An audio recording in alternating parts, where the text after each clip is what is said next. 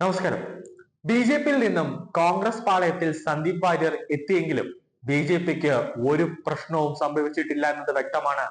Sandeep വാര്യരെ B J P നേരത്തെ പദവിയിൽ നിന്ന് മാറ്റി നിർത്തിയതാണ്. കാരണം അത്രത്തോളം തലവേദന സന്ദീപ് വാര്യർ ബി ജെ പിക്ക് നൽകിയിരുന്നു. കുത്തിത്തിരിപ്പിന്റെ ഉസ്താദായിരുന്നു സന്ദീപ് വാര്യർ പാർട്ടിയിലെല്ലാം കാണിച്ചത്. ഇതെല്ലാം ബി ജെ പി കേരള ഘടകം ദേശീയ നേതൃത്വത്തെ അറിയിച്ചതും കൂടെയാണ്. കോൺഗ്രസിലേക്ക് കൂടുമാറിയ സന്ദീപ് വാര്യരുടെ തീരുമാനം രാഷ്ട്രീയമായ മരണത്തിന് തുല്യമാണെന്ന് രാഷ്ട്രീയ വിദഗ്ധർ ഒന്നടക്കം പറയുന്നുണ്ട്. കോൺഗ്രസിൽ നിന്നും എച്ചിൽ കിട്ടിയാലും ഒരു രാഷ്ട്രീയ നേതാവ് എന്ന നിലയ്ക്കുള്ള അദ്ദേഹത്തിന്റെ ഭാവി ഇരുൾ അടയുമെന്ന് തന്നെയാണ് രാഷ്ട്രീയ നിരീക്ഷകരുടെ ഇപ്പോഴത്തെ വിലയിരുത്തൽ. സി പി എമ്മിലേക്ക് പോകാനായിരുന്നു സന്ദീപ് വാര്യരുടെ പദ്ധതിയെങ്കിലും കൂടുമാറ്റത്തിന് ചുക്കാൻ പിടിച്ച കോൺഗ്രസ് അധ്യാപക സംഘടനാ നേതാവ് ഹരി ഗോവിന്ദൻ പറയുന്നത് ബി ജെ പിയുടെ ജയകൃഷ്ണൻ മാസ്റ്ററെ വെട്ടിക്കൊന്ന സി പി എമ്മിലേക്ക് പോകാൻ എങ്ങനെ മനസ്സ് വന്നു സന്ദീപ് വാര്യരെ എന്ന ചോദ്യമാണ് ഹരി സന്ദീപ് വാര്യരോട് ചോദിച്ചത്.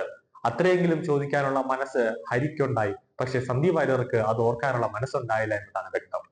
സി പി എം വിട്ട് കോൺഗ്രസിലേക്ക് പോകാൻ പ്രേരിപ്പിച്ചത് എന്ന് തന്നെയാണ് സന്ദീപ് വാര്യർ ഇപ്പൊ പറഞ്ഞത്. കഴിഞ്ഞ 5 വർഷത്തിനിടയിൽ രാഹുൽ ഗാന്ധി വയനാട്ടിലെത്തിയത് 9 തവണ മാത്രമാണ്. അതിലുമധികം തവണ രാഹുൽ പട്ടായ സന്ദർശിച്ചിട്ടുണ്ട്. എന്നാൽ പിന്നെ മൂപ്പർക്ക് തായ്ലാന്റിൽ ഇലക്ഷനിൽ മത്സരിച്ചാൽ പോരെ? സന്ദീപ് വാര്യർ രാഹുൽ ഗാന്ധിക്കെതിരെ ഈയിടെ പങ്കുവച്ച ഏറെ പേർ ഇഷ്ടപ്പെട്ട ലൈക്ക് ചെയ്ത വൈറലായ ഒരു ട്വീറ്റാണിത്. ഇതുപോലെ കോൺഗ്രസിനെതിരെ സന്ദീപ് വാര്യർ ചാനൽ ചർച്ചകളിൽ പറഞ്ഞതും സമൂഹ മാധ്യമങ്ങളിൽ പങ്കുവച്ചതും കവലകളിൽ പ്രസംഗിച്ചതുമായ എത്രയോ കാര്യങ്ങളുണ്ട്. ഇതെല്ലാം സന്ദീപ് വാര്യർക്ക് ഒറ്റയടിക്ക് വിഴുങ്ങാനോ ഞാൻ പറഞ്ഞില്ല എന്ന് വരുത്തി തീർക്കാനോ ഇതെല്ലാം എന്റെ ഓർമ്മപ്പിശകാണ് എന്ന് പറഞ്ഞു നിൽക്കാനോ അത്ര എളുപ്പമല്ല എന്നതാണ് വിലയിരുത്തൽ. അതാണ് സന്ദീപ് വാര്യരുടെ ഈ കൂടുമാറ്റം അദ്ദേഹത്തെ രാഷ്ട്രീയ മരണത്തിലേക്ക് തന്നെ എത്തിക്കുമെന്ന് രാഷ്ട്രീയ വിദഗ്ധർ ഇപ്പോൾ ഒന്നടക്കം പറയുന്നത്. വാര്യന്റെയും ചതിയുടെയും വഞ്ചനയുടെയും രാഷ്ട്രീയം അവസാനിച്ചു കഴിഞ്ഞു.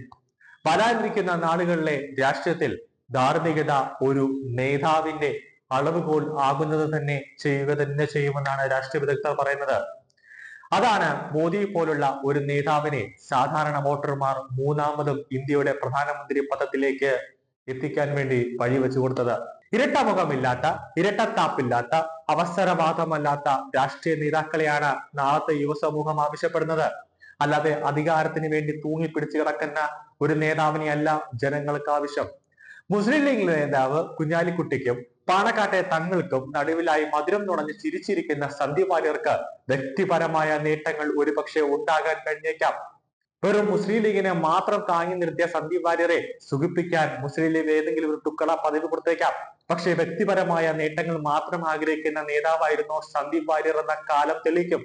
ഇനി അങ്ങനെ ഭൗതിക നേട്ടം പൊഴുത് സമ്പന്നനായിരിക്കുന്നതിൽ സന്തുഷ്ടനായ നേതാവാണ് സന്ദീപ് വാര്യരെങ്കിൽ പഴയ പ്രതിച്ഛായ ഒരിക്കലും അദ്ദേഹത്തെ കേരളത്തിന്റെ പൊതുസമൂഹം അംഗീകരിക്കില്ല.